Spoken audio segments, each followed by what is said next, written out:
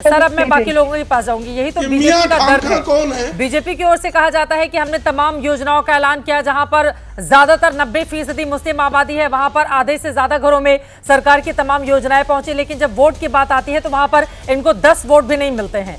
यही तो इनका सबसे बड़ा दर्द है ना। प्रेम शुक्ला जी सवाल का जवाब दीजिएगा। लेकिन संजना घाड़ी जी, एक सवाल का जवाब आपसे, क्या उलेमाओं की इस बात ने शिवसेना के साथ ही साथ महाविकास अघाड़ी को असहज कर दिया है? क्योंकि इसमें कई ऐसी बातें लिखी गई हैं जो अगर आप लोग मानते हैं तो भी, नहीं मानते हैं तो भी, वो आपके लिए मुश्किलें पैदा कर सकता है। अब कहेंगे कि नहीं हम 10% आरक्षण नहीं देंगे, ये बात नहीं मानेंगे, मुसलमानों को पुलिस भर्ती में वरीयता नहीं दी जाएगी। तो ये तमाम बातें हैं जो आपके लिए मुश्किलों का सबब भी बन सकती हैं। और अगर आप मान लेती हैं तो फिर ये लोग हिंदुत्व का मुद्दा उठाएंगे, प्रेम शुक्ला जी की पार्टी।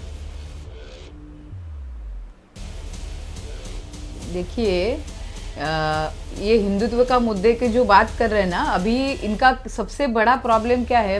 बीजेपी का जो सबसे बड़ा है या शिंदे गठ का प्रॉब्लम ऐसे है कि भाजपा को या महायुति को मुस्लिम वोट्स नहीं मिल रहे हैं, तो कहीं पे ये वोट मिलने चाहिए, अंदर के अंदर इच्छा है। इसलिए यामिनी जादव उनकी एमएलए भाईकाला की बुरखा वाटप करती है। हाँ, देखिए, मदरसा में टीचर्स लोगों को, मौलवियों को पगार डबल करने का काम भाजपा ने किया है। हम कहते हैं कि अच्छी बात है, लेकिन अगर ये हम करते तो हिंदुत्व खतरे में आ जाता। अगर बुरखा वाटप हमारे लोग करते तो हिंदुत्व बहुत बड़े खतरे में आ जाता। इनके आशीष शेलार जाके मुस्लिम लोगों के हमारे व्यासपीठ पे कहते हैं, मैं आशीष शेलार नहीं, आज से आप मुझे आशीष कुरैशी कह लीजिए। ये जो इनका दोगला हिंदुत्व है, इसके बारे में मुझे क्वेश्चन है। मैंने वो हिंदुत्व देखा है कि हमारी पंढरपुर की जो वारकरी जाते हैं उसमें मुस्लिम भाई लोग रामकृष्ण हरि पे नाचते हुए ताल लेके मैंने देखे हुए हैं। तो हमारे लिए वो हिंदुत्व है। और इनका ये जो डिमांड है, मैंने पहले ही बताया कि मत के लिए या कोई अपने बाजू में ये मत आए, इसके लिए कोई जो अलग डिमांड है जो सही नहीं है, वो डेफिनेटली उसका विचार नहीं किया जाएगा।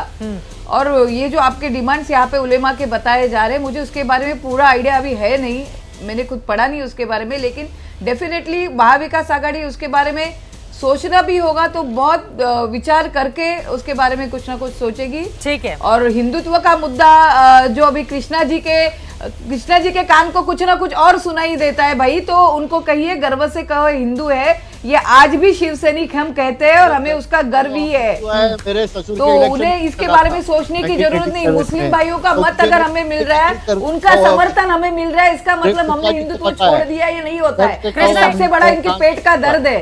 कृष्णा हेगड़े जी, उनकी बातों पर जवाब दीजिए। और उन्होंने जिस यामिनी यादव का जिक्र किया, वो बुर्का बांट रही हैं, फिर मदरसों में आपने जो सैलरी है वो भी डबल की, वो उसका भी जिक्र कर रही हैं। तो उनका ये कहना है कि अगर उनकी पार्टी इस तरह का काम करती तो फिर आप लोग आ जाते हैं हिंदुत्व का झंडा लेकर। वही काम तो आप लोग भी कर रहे हैं। हालांकि अच्छी बात है, अगर किसी की सैलरी डबल होती है, उसको तनख्वाह मिलती तो अच्छी बात है। ये हिंदुत्व का झंडा हम अभी से नहीं, 1980 से लेके चल रहे हैं, लेकिन ये लोग हिंदुत्व का झंडा अभी छोड़ दिए, इसका हमें दुख है। भले चलो कांग्रेस के साथ चले गए उस पे। एक बात मैं कहना चाहता हूँ कि ये कहते हैं जब भी संविधान को धोखा है, संविधान को खतरा है।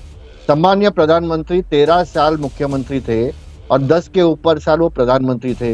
उन्होंने कभी नहीं कहा कि मैं संविधान बदली करूंगा या संविधान खतरे में है या संविधान। सवाल आ रहा है कृष्णा हेगड़े जी, मुसलमानों पर मेहरबान शिंदे सरकार, देखिए मदरसा शिक्षकों के वेतन में 10,000 रुपए की बढ़ोतरी की गई, मदरसों के आधुनिकीकरण के लिए आपने 10-10 लाख रुपए दिए, उसके बावजूद उलेमाओं का भरोसा आप लोगों को लेकर क्यों नहीं है हेगड़े साहब? देखिए, हम लोग ने बुद्ध विहार के लिए भी 10 लाख रुपए दिए, हमने जो दूसरे लोग हैं उनके लिए भी दिए, हमने वयोश्री योजना सीनियर सिटीजन के लिए दिए, हमने लेक लाडकी स्कीम गर्ल चाइल्ड को दिए, हमने लाडली बहना स्कीम दिए, हमने गैस सिलेंडर स्कीम दिए, फ्री ट्रांसपोर्ट स्कीम दिए, फ्री बिजली स्कीम दिए। उसमें हमने नहीं कहा कि तुम हिंदू है तुम ले लो, तुम मुसलमान हो मत लो। हमने कहा हिंदू मुस्लिम सिख ईसाई सभी को लाभ मिलना चाहिए। और मदरसा का वेतन तो इन्होंने 15 साल नहीं बढ़ाया, तो हमने बढ़ाया, तो हमारे पे आ गए इन लोग कि भाई आपने क्यों बढ़ाया। अरे आप 15 साल काम तो करो, 15 साल आपने काम नहीं किया तो हमको डबल स्पीड में काम करना पड़ रहा है। अगर उधर वाले लोग कर देते तो आप तुष्टिकरण के आरोप लगाने लगते ना कृष्णा हेगड़े जी? खूब बढ़ा चढ़ा कर बताया जाता है कि मदरसों के कोविड लिए में ये मंदिर काम है। बंद थे, कोविड में मंदिर बंद थे तो हिंदुत्व खतरे में है, ऐसे बोलने वाले ये लोग हैं।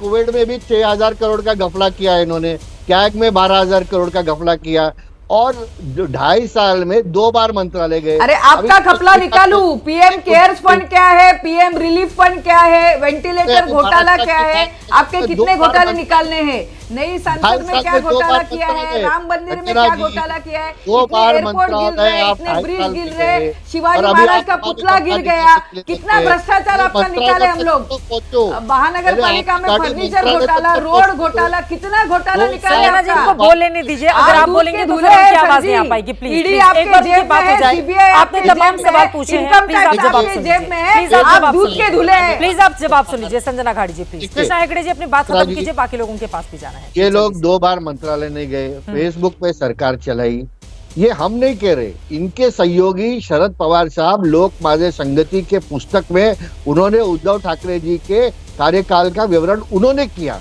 तो उद्धव ठाकरे जी से प्रश्न पूछिए ना, हमको क्यों पूछ रहे? आप शरद पवार जी से प्रश्न पूछिए कि भाई आपने आपके बुक पे क्यों लिखा है। साथ आप अभी है 2 बार वो आप केंद्र सरकार ने, वर्ल्ड हेल्थ ऑर्गेनाइजेशन ने उद्धव साहब की पीठ थपथपाई है। ठीक है, आपने शरद पवार को लेकर जो बातें कही है महेश जी उसका जवाब देंगे, लेकिन असीम बकार के पास एक आंकड़े के साथ मैं आना चाहूंगी। पहले वो आंकड़ा दिखा देती हूँ। सर सुनिए, मेरी बात सुनिए। महाराष्ट्र में जिसका लगातार हम जिक्र कर रहे हैं, मुस्लिम आबादी वहां पर 1 करोड़ 30 लाख के आसपास है, जो कि प्रदेश की कुल आबादी का 11.24 करोड़ आबादी का 11.5% हिस्सा है। राज्य की 288 विधानसभा सीटों में से 38 विधानसभा सीटें ऐसी हैं जहां पर मुसलमानों की संख्या तकरीबन 20% है, और 9 ऐसी सीटें हैं जहां पर इनकी आबादी 40% से ज्यादा है, जहां पर असीम बकार की पार्टी पूरे दमखम के साथ चुनावी मैदान में है। मुंबई में 10 सीटों पर 25% से ज्यादा आबादी मुसलमानों की है, और पिछले लोकसभा चुनाव में भारी तादाद में मुसलमानों ने महाविकास अघाड़ी को ही वोट किया था। अब असीम बकार साहब देखिए, आप लोग कहें कि भले ही हम कम सीटों पर चुनाव लड़ रहे हैं, लेकिन पूरी ताकत से हम वहां पर चुनाव लड़ रहे हैं। 15 मिनट का जुमला भी वहां पर फेंका जाता है ताकि मुसलमानों में एक गुस्सा और उत्साह भरा जा सके, लेकिन उसके बावजूद ये जो वोट बैंक है वो महाविकास अघाड़ी को गया था लोकसभा में। आप लोगों की ओर से तमाम कोशिशें की गई हैं असीम बकार जी, लेकिन उसका कोई फायदा, क्योंकि जनता को भी तो पता है ना कि सरकार या तो उधर वालों की आनी है या तो इधर वालों की आनी है। और कुछ लोग तो आपको वोट कटवा पार्टी भी कहते हैं, इधर वाले आपको बीजेपी की बी टीम बताते हैं। असीम बकार जी,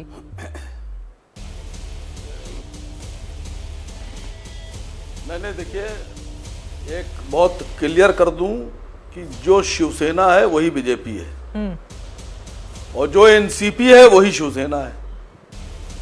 शरद पवार साहब, एक परिवार में 2 गुट हैं, एक गुट कहता है हम सेकुलर हैं, और अपने भतीजे को सब मिले हुए अंदर अंदर, मैं गारंटी ले रहा हूं सब मिले हुए हैं। ये अपनी कारोबार, अपनी दौलत, अपना जो बनाया हुआ उनका वो जो साम्राज्य है उसको बचाने के लिए चचा भतीजे जो हैं वो अलग अलग दिख रहे हैं आपको। नाम ये सब बीजेपी में मिले हुए हैं। नाम लेकर बता दीजिए। शिवसेना, हाँ, अजीत गुट, मैं शरद पवार साहब का साफ साफ नाम ले रहा हूं, शरद पवार अजीत गुट आपस में मिले हुए हैं।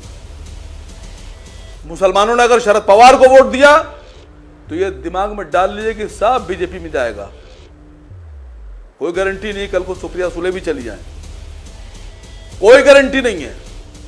शिवसेना, मैंने भी आपसे एक लाइन पहले बोली थी, मैं फिर आपसे कह रहा हूं कि शिवसेना अगर जरा सा बड़ा ऑफर आ गया तो कहिए पूरे जो मौलाना साहब नाम लेटर लिख रहे हैं, कहिए उनका नाम बदल दे। आपको शिवसेना के साथ ना वो उद्धव गुट और शिंदे गुट जोड़ना पड़ेगा। 1 घंटे में बकार जी, थोड़ा कंफ्यूजन की स्थिति बन सकती है। उद्धव गुट, शिंदे गुट, ऐसे नाम जोड़ना पड़ेगा, तब पता चलेगा कि हाँ। शिवसेना की आप बात कर रहे हैं। 1987 से साथ में। बिल्कुल बिल्कुल, नहीं, मैं बता रहा हूं आपसे, शिवसेना की जो पैदाइश है, जो जन्म हुआ है, वो बाला साहब ठाकरे का है।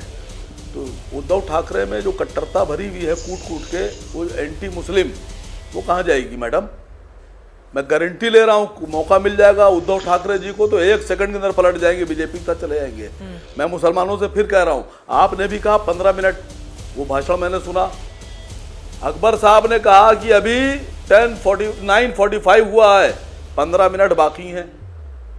आप लोग दूसरी तरफ ले गए। आपको नीतीश राणा का भाषण नहीं समझ में आ रहा है? अरे हमको आपका भाषण भी समझ में आ रहा है। वो जो महिला सांसद थी हार गई है। कहीं पे निशाना। आप मत सोचिए हमको समझ में नहीं आया, सभी को समझ में आया पूरे देश वक्त में। हमें इतने की इजाजत देता है महेश चौहान से। कमाल मैं है, क्लोजिंग तो कमेंट अलग ले बात। लेती हूँ, नहीं तो उनकी बात रह जाएगी, दोबारा मैं उनके पास नहीं जा पाई थी। महेश चौहान जी वो कह रहे हैं शरद पवार अजित पवार एक ही हैं, अपने कारोबार को बचाने के लिए कभी इधर कभी उधर ये लोग पलटीमार सियासत करते हैं। महेश ये अभी एमआईएम हमें बताएगी शरद पवार और अजित पवार साथ में है कि नहीं। एमआईएम पहले पूरी उनके कौम को, मुसलमान बंधुओं को ये बताए कि वो बीजेपी के साथ है कि नहीं, वो बीजेपी की बी टीम है कि नहीं। बीजेपी की बी टीम है ऐसे उनको लगता है, इसीलिए एमआईएम को वोट्स नहीं मिलते। एमआईएम लोकसभा चुनाव में हमारे महाराष्ट्र में चुनाव लड़ने के बाद भी अगर मुस्लिम समाज तो उद्धव ठाकरे या महाविकास आघाड़ी को वोट्स देती है तो एमआईएम को समझना चाहिए। और महाराष्ट्र की जनता ने दिखा दिया है चाचा और भतीजा साथ में है या नहीं है, शरद पवार जी और अजित पवार जी साथ में है या नहीं है। और यहाँ पर जो बात हो रही थी, विषय था कि 17 मांगों का उलेमा, ऑल इंडिया उलेमा बोर्ड की, तो उसमें बीजेपी सिर्फ बात कर रही है आरक्षण पर। मुझे ताज्जुब इस बात का हो रहा है कि प्रेम शुक्ला जी जितना भी समय आपने उन्हें दिया सिर्फ आरक्षण पर बात करते रहे। आरएसएस के प्रतिबंध के बारे में उन्होंने एक बार भी बात नहीं की, उन्हें उसके बारे में कुछ भी नहीं लग रहा है। तो मेरा कहना ही यह है कि 17 मांगे हैं, और जैसा कि अभी यहाँ पर विषय निकला, प्लीज बीच में मत बोलिए, यहाँ पर विषय निकला जैसे कि अभी देखिए शिंदे सरकार ने और बीजेपी सरकार ने महाराष्ट्र में मदरसों में शिक्षकों की वेतन बढ़ाए 6,000 से लेके 16,000 किए। उसके बाद उन्होंने मौलाना आजाद जो वित्तीय विकास निगम है उनके फंड 700 करोड़ से 1,000 करोड़ ये किसकी पता चलता है। देखिए सर, अगर हम कामों की बात करें या फिर फंड की बात करें, इससे ये भी पता चलता है कि एक खास तबके को फंड से या फिर उनके लिए क्या किया जा रहा है, कौन सी सरकार कर रही है, उससे मतलब नहीं है। धर्म का चश्मा लगाकर यहां पर भी तो कुछ लोगों की ओर से डिमांड की जाती है ना, उसकी बात क्यों नहीं होती है? क्योंकि कई ऐसे इलाके में अगर कामकाज वहां पर हुए हैं, अगर पैसा लोगों की जेब तक पहुंचा है, उसके बावजूद जो पार्टी उनके लिए काम कर रही है, अगर वोट नहीं मिलते हैं तो धर्म का चश्मा उधर भी लगा हुआ है और धर्म का चश्मा इधर प्रेम शुक्ला जी भी लगाकर बैठे हुए हैं। लेकिन किसकी सियासत आगे बढ़ेगी, इस पर लगातार एबीपी न्यूज की नजर बनी रहेगी। आप तमाम मेहमानों का धन्यवाद हमारे साथ इस चर्चा का हिस्सा बनने के लिए। कुल मिलाकर महाराष्ट्र की लड़ाई बेहद दिलचस्प होती हुई चली जा रही है। जैसे जैसे चुनावी तारीख करीब आ रही है वैसे वैसे यहां पर जोर आजमाइश और मुद्दों पर एक दूसरे को पटखनी देने की कोशिशें जारी है। अब उलेमाओं की इस डिमांड पर महाविकास अघाड़ी की ओर से क्या विचार किया जाएगा, क्या उनकी मांगे मान ली जाएंगी, आगे क्या रहेगी परिस्थिति, इस पर रहेगी हमारी नजर। इसी के साथ महादंगल में अभी के लिए बस इतना ही। देश और दुनिया की तमाम खबरों के लिए आप देखते रहिए एबीपी न्यूज।